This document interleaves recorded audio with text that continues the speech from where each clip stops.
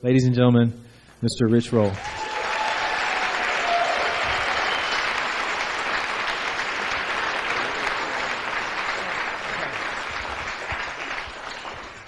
I was glad that you mentioned that you were a guest on the podcast, because I was going to make sure that everybody understood what an amazing guest you were on the show. So anyway, I'm super honored and privileged to be up here tonight to share a little bit about my story. But I wanted to honor Light and this mission and this community that he has cultivated here. It's really a beautiful thing, and it's really precious that we're all able to be up here and be present and express our gratitude and share our consciousness with one another. And I really feel like it's events like these across the planet that are really going to shift and improve consciousness everywhere we go. So it's a beautiful thing. Thank you, Light, for providing the space for all of us. So I really love what Christopher had to say earlier, that life is not a self-improvement project, and I would agree with that. But I think I would say that life is a spiritual journey. And in my case, my story, my journey begins with me coming to out of a blackout on a plastic mattress, sweating, hallucinating, shaking uncontrollably, and confused about my whereabouts, only to realize that I had awakened in rehab. The year was 1998, and this was the sort of pinnacle moment, the culmination of a 15-year-plus commitment to alcoholism that had taken me to some pretty dark places.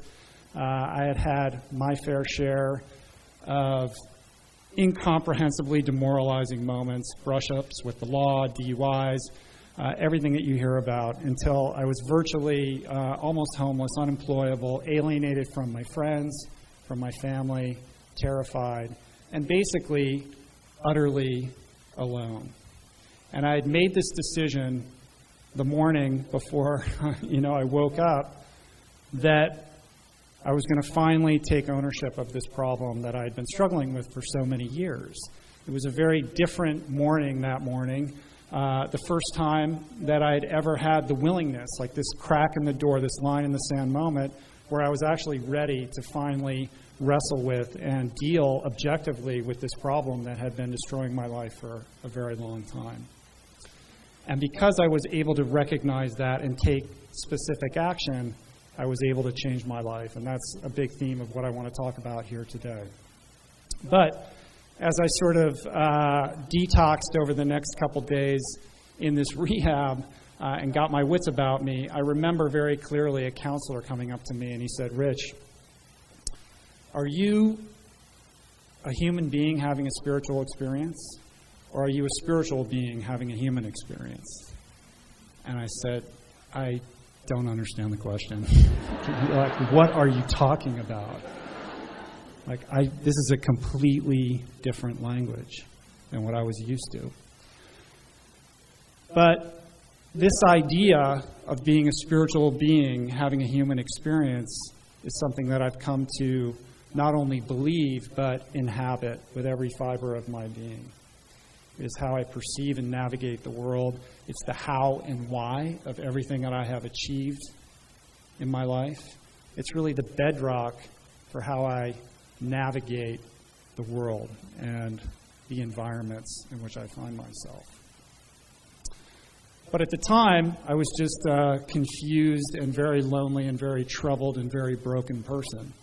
But that experience in rehab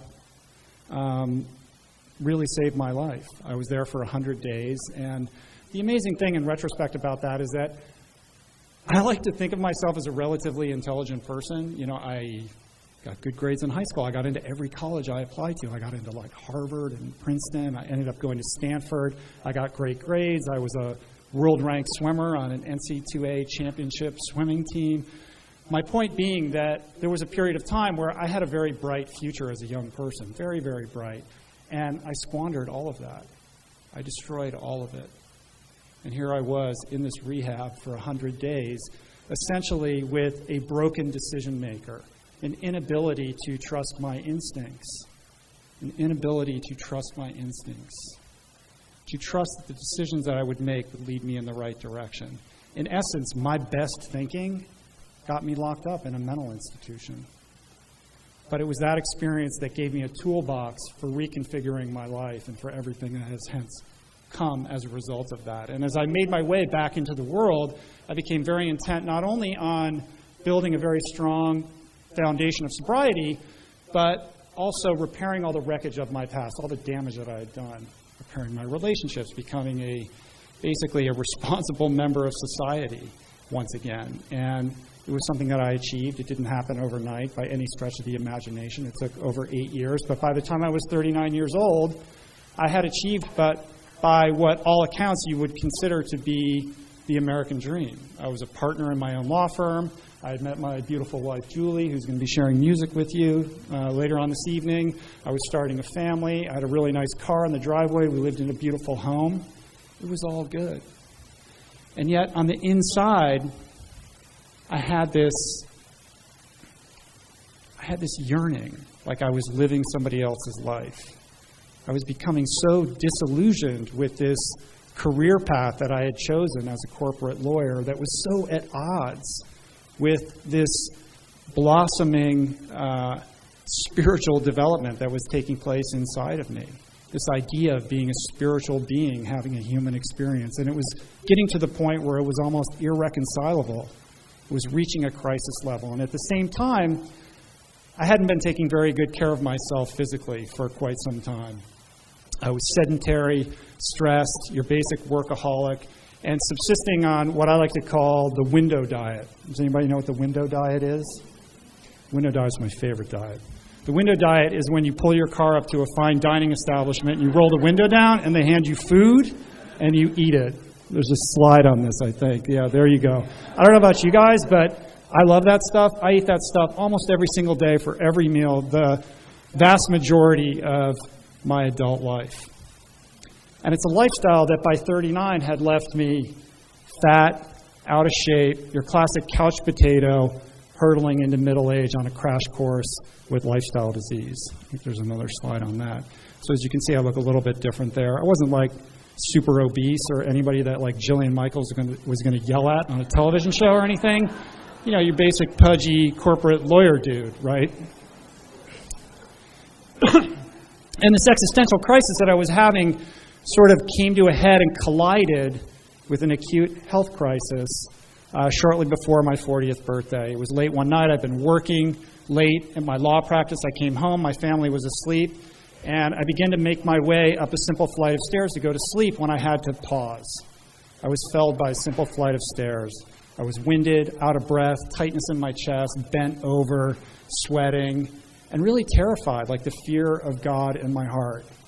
But I realized in that moment that this was a moment very similar to that day that I decided to get sober, right? A decision that I made about going to rehab that had changed my life so dramatically in every conceivable way, one decision, and I realized that I was facing yet another opportunity to change my life.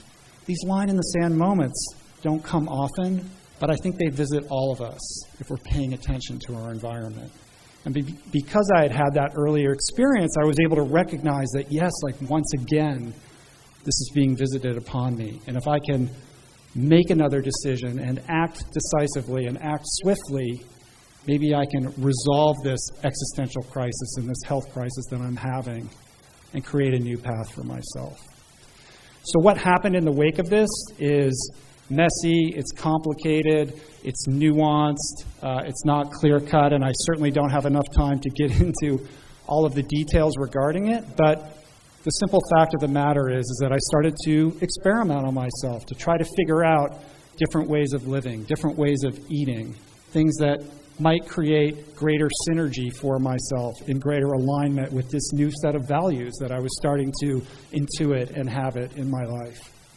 And the bottom line is that when I fell into eating what I later found out was called a plant-based diet, I found something that really agreed with me in a remarkable way that I would not have predicted and actually wasn't really looking for. It didn't sound like something that I was going, that was all that appealing at the time.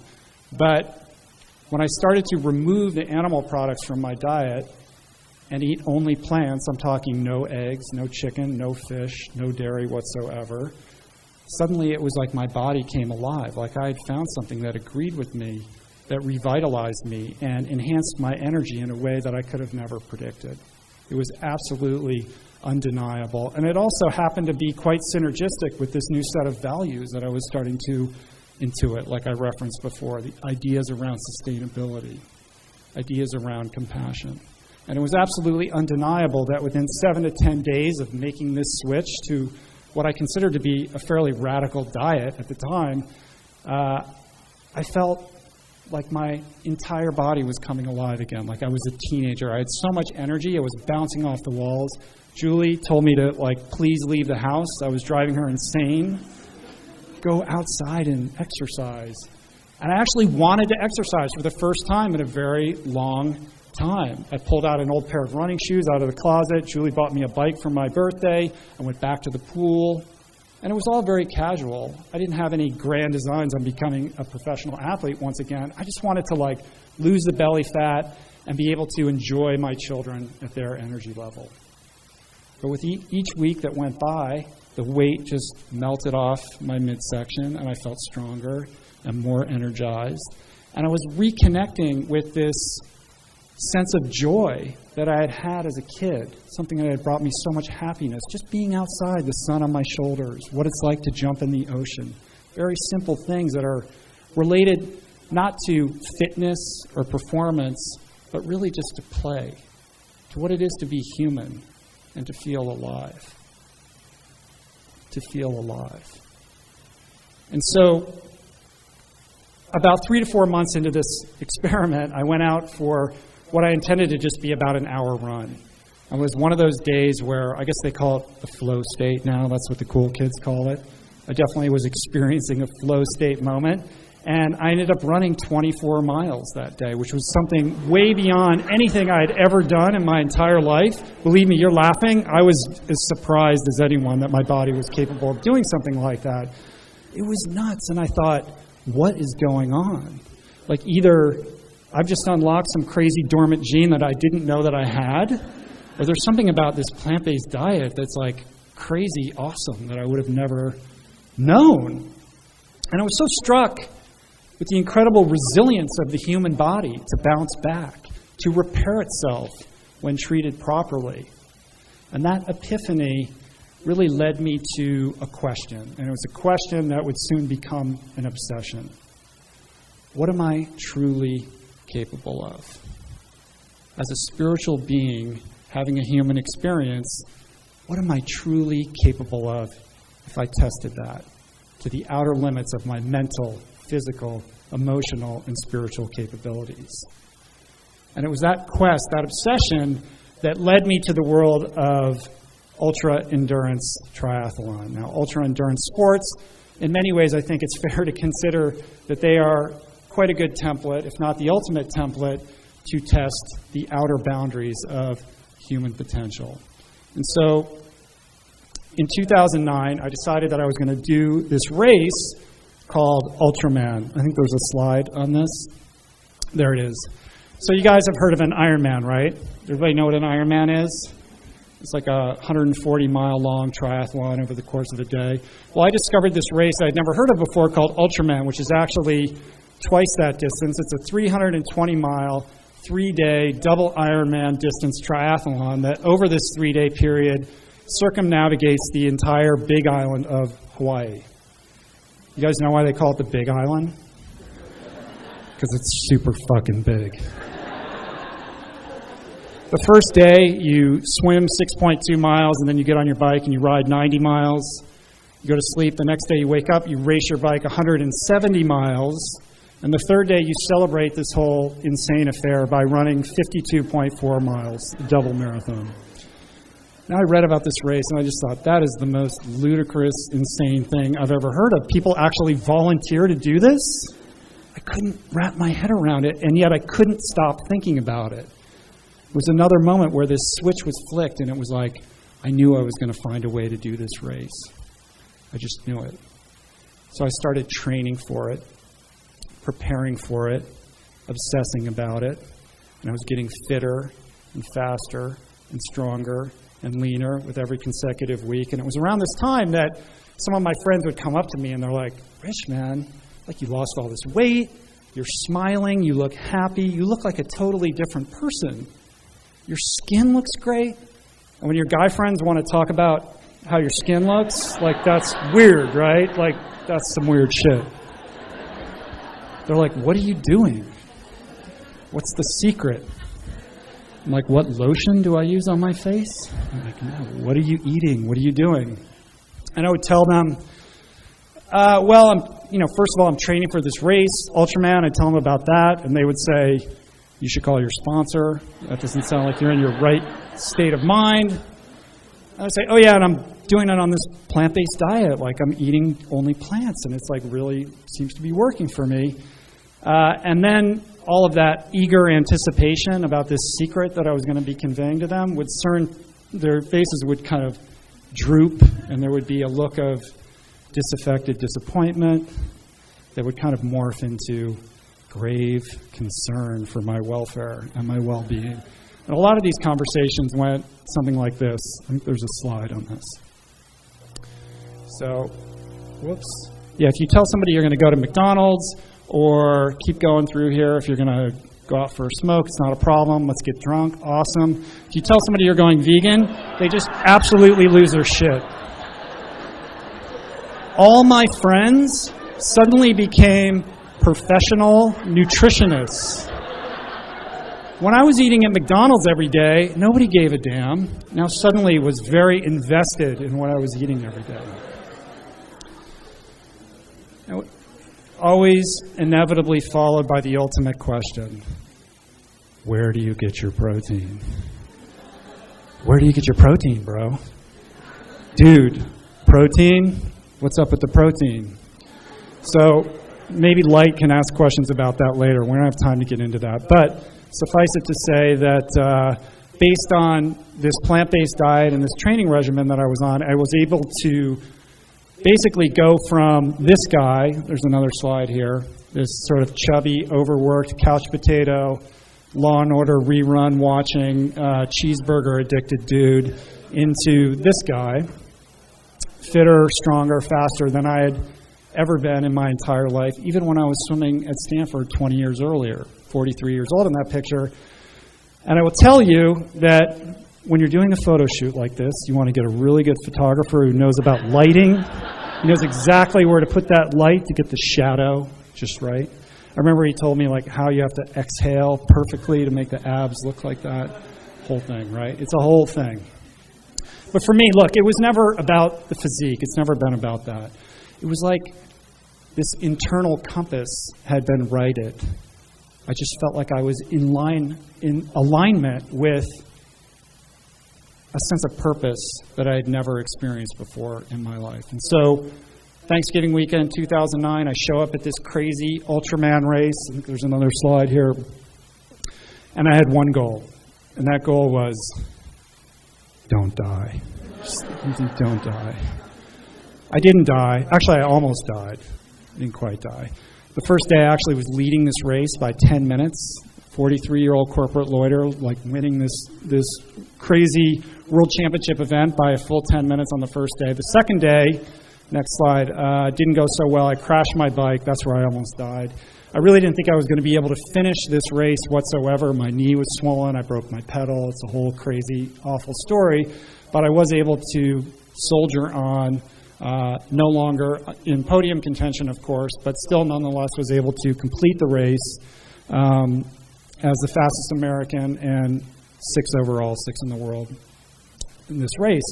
And it led me back to this question, like, wow, that's a crazy achievement, right? It's not like I won the race or anything like that, but from going from the couch to this in a matter of just a few years, you know, that's a pretty good example of answering this question of human potential. And yet I still had this itch. I felt like I hadn't quite gotten there yet. Like there was still an outer edge of that envelope that I yearned to touch. And so the following year in 2010, my buddy Jason Lester and I decided that we were going to try to redefine the limits of human endurance by tackling this thing we called Epic 5 Ironmans in 5 days on 5 separate Hawaiian islands, consecutive days, island to island to island to island to island. Now, there are so many amazing stories that came out of this crazy experience, and I'm probably already over my time limit, but I'm going to finish up with one story. The next slide. This is a picture of Jason and I. We're on our 4th consecutive Ironman. We're on the island of Maui. We just finished the bike leg, 112 miles on the bike. It's late at night. We're facing the prospect of running a marathon, and I'm quickly realizing that that is not a physical possibility for me. The wheels had come off. The wheels had just come off completely. I was sleep deprived. I was dehydrated. I had saddle sores so bad that I couldn't sit on the seat of my bike anymore. The last 5 miles of this bike ride, I was actually weeping out loud. I was so tired. So it wasn't a matter of will. It was a matter of physical impossibility that I was going to be able to run a marathon after that. And here I am sitting on the bumper. I'm getting ready to tell Jason because somebody's got to say it out loud, right? And, he doesn't look so good either. I'm like, dude, you say it. Let's go home. But he's not saying it, right? He's going to force me to call it off and say we're going to go back to the hotel, and I'm just about to say it. And right at this moment, we're in this parking lot on the beach in Maui where we had started the day. We had a crew of 5 or 6 people that were helping us. And right from my left side was the beach, and up from the beach, I hear some rustling, and I turn to look, and a woman is walking up from the beach, and she steps right under one of the street lamps, one of those halogen street lamps, and I could tell she was one of those people that had spent far too much time in the sun. Her skin was all leathery. She was wearing a teal tank top. She was hunched over, probably not nearly as old as she looked, and she was carrying a bottle. And she kind of stumbled over to our group, and I realized, she's just like some crazy drunk lady. And she looks at our group. She kind of makes eye contact with every single person, back and forth like this, trying to figure out, what the fuck are these people doing here? And then she locks eyes on me, and it's like this. What is she doing? And she walks right up to me till she's standing above me, and she looks down, and she goes, "Hey, man, you want to party?" And I'm like, do I want to party? No, I don't want to party. When you're that exhausted, even the slightest external stimuli is completely overwhelming. I just wanted her out of my line of sight as quickly as possible. I kind of waved her off, and she shrugged it off, and okay, and stumbling, kind of stumbled off into the dark, and I was thinking, good riddance.